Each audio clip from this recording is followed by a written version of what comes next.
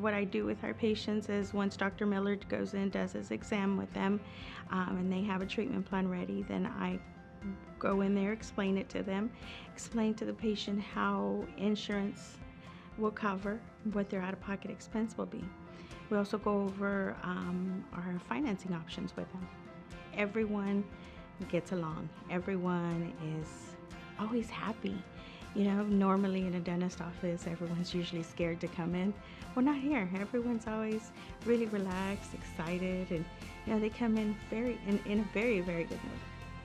Most rewarding is just seeing our patients come in and leaving happy and just excited to see them. I've had a patient that had some treatment done on her front tooth, and she showed, after we were done with the treatment, she showed me the before picture, and of course I saw the after, so it was very awesome to see them so happy and so excited to come in and actually have the treatment done.